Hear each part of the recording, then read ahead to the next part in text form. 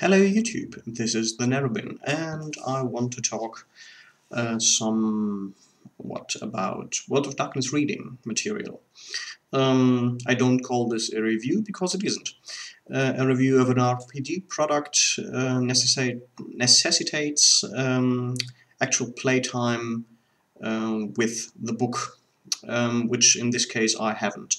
But still I will present you two books, or rather three. Giovanni Chronicles IV, Nuovo Malatia, and World of Darkness, Cities of Darkness, number 3, volume 3, which includes Dark Colony and Alien Hunger. Why have I grouped these together? Well, I started with reading Nuovo Malatia. I only bought it because it was very cheap, because the World of Darkness had recently gone out of print. And so, well, let's say I had some bad experience with the first few issues of the Giovanni Chronicles, which may have been the fault of the group at the time, even and not excluding me at any rate. But I wanted to have it for completeness sake. Well, I know the gentleman gamer knows what I'm talking about. And I was surprised. I was very surprised. But I was with a connection. This is a book that plays out in New England, specifically in Boston, and it has such a good feeling to it, and it's kind of built on a city source book for Boston, I believed. And then I did some research and found out it was Alien Colony, or Dark Colony, and not, yeah, mixing two titles. Well, Dark Colony, which is the supplement for New England, which I will talk about later, because it wasn't so good as I thought.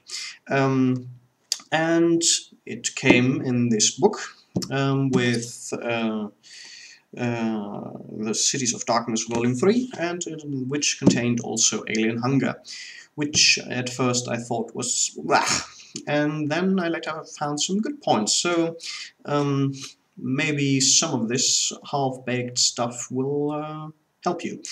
So let's begin with the Giovanni Chronicles IV, Nuovo Malatia.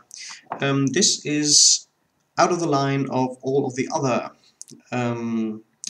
Giovanni Chronicles books, which in my book is something good.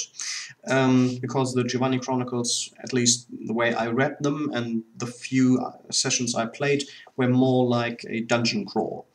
And that's not how a vampire game should feel like. This game is set, or begins in the 1920s in America, in Boston, and you are mortal members in some way of the family Giovanni. Maybe you have a Giovanni spouse, or you're one of the offshot families, you're part of one of the offshot families, or something like that. And in the beginning you start as ghouls, and one of the few things, or this is one of the few books that actually put very, very much focus on evoking a mood. And it's one of the few books that deserve to be published by Black Dog.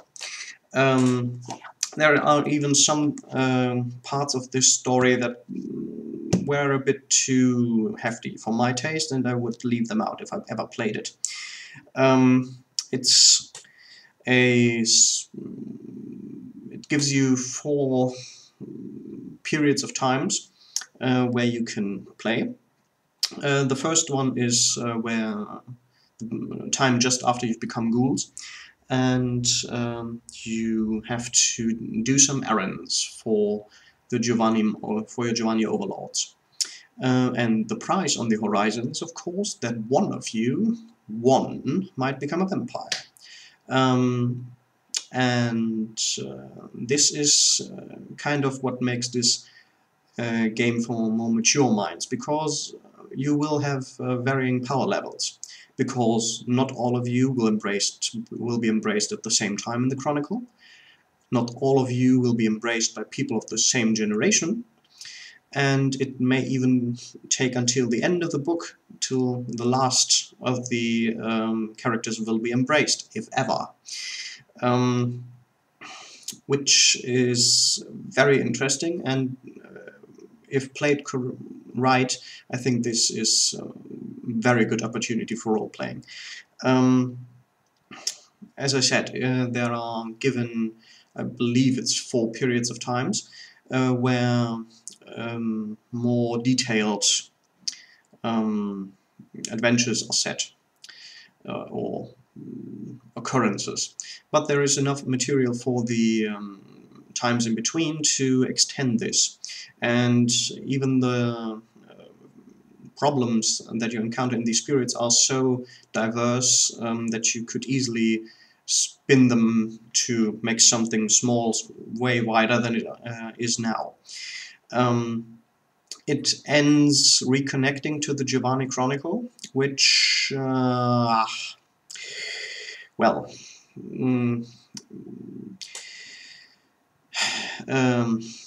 I really didn't like the ending, and I wouldn't use it in any way.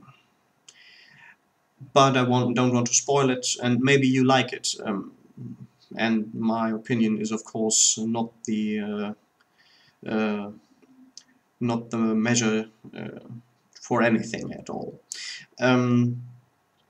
Well, as I said, this book also has an overview of the Boston area and a few good NPCs to encounter, to build the city around. And I thought, wow, this is one of the better ones, even though I have not seen much of it. And so, as I said, I got myself Cities of Darkness, Volume 3, and the basic premise of Dark Colony is superb. It's takes the manipulative, the jihad theme to a new height, or rather old, because I believe this was even before they released Mage the Ascension, the first edition. And it bases around the idea that last century a couple of disgruntled young elders from Europe decided, well, we can't really advance anywhere here in Europe, and so we should go where the bacon is. And so they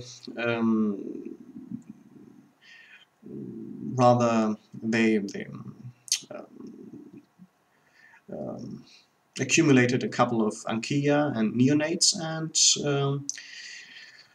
tried in the long way to overtake New England, which they felt was perfectly in the right because it was New England and they were from England. And this conspiracy crossed sect borders, clan borders, and everything. The cities were divided by clans, which is something that I think is very thematic, especially in places where the towns are smaller and so only a few members of the kindred can survive there or dine.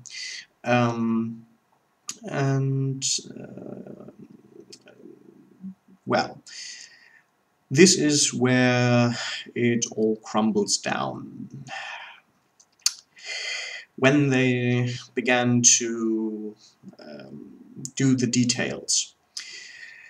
For example, there are 9th generation lieutenant vampires from England with 10th generation's dog vampires, which is only a name to be honest, and not to make it too bad, roaming the streets and beating up innocent American vampires.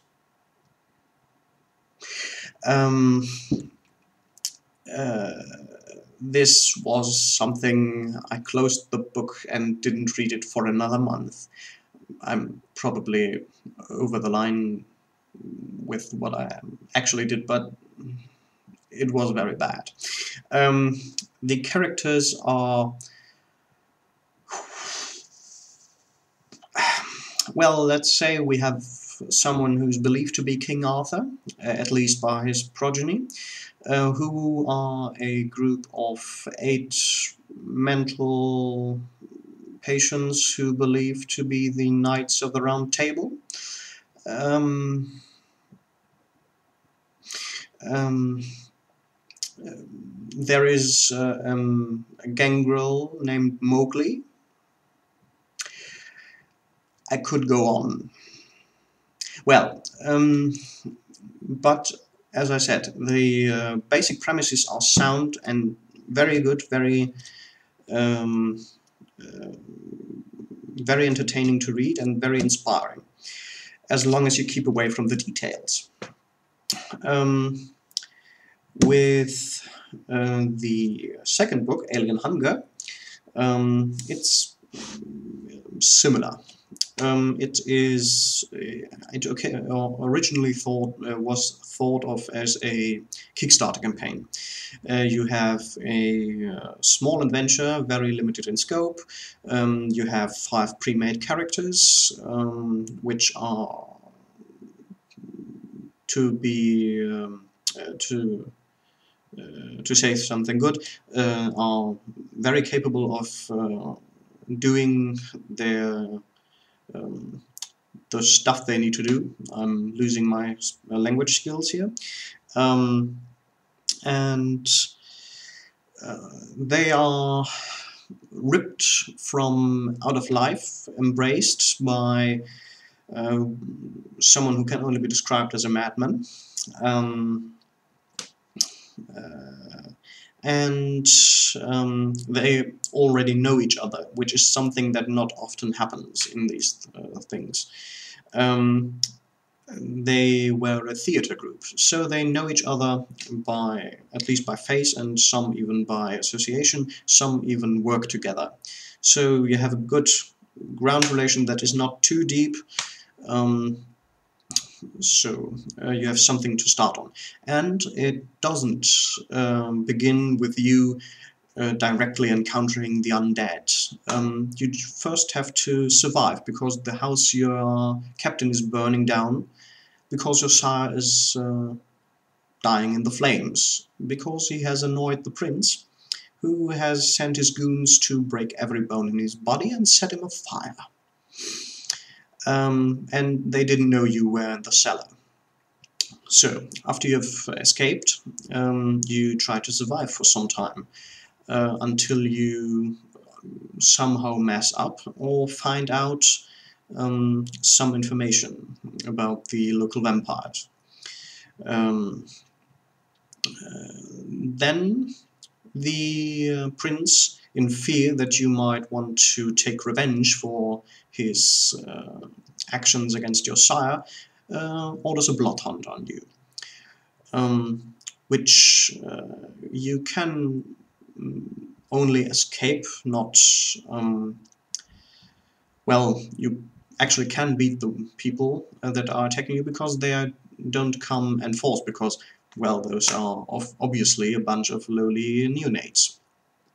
And so they come singularly until you may be manage to capture one, or you finally think of leaving town, which would be a good point to start your own campaign, or you go into Elysium and say, wait, we just want to talk. At this point, you have the problem that someone is trying to enraged the prince against you, and already did so against your sire, because the reason for his burning wasn't the one you may be thinking right now. And there is a really nice going out of this campaign. It's really, you can really take it over into a it's a good starting point to create your own World of Darkness campaign. It differs somewhat as far as mythologically and mechanically with later Vampire editions, and I believe even the one it was printed in, but well, I don't see the problem. The characters themselves could use a little work. For example, the goons of the prince are named Count, Baron, and Duke. The Baron has two ghouls, which are Mina and what's her face? Well, the other from Dracula, Lucy. And your sire is a famous scientist from earlier times, Louis Pasteur, which also is a bit cheesy, and some of the characters are way too old. But underlying this is also a setting book for Denver in the United States, which is half presentable or half complete, even to the point where the second most important vampire of the town isn't given much more than a name, which means you can perfectly build him up to be so the entire scenery becomes more interesting. Well, I already went over the time I actually wanted to talk about this, so I will end this here. Thank you for watching.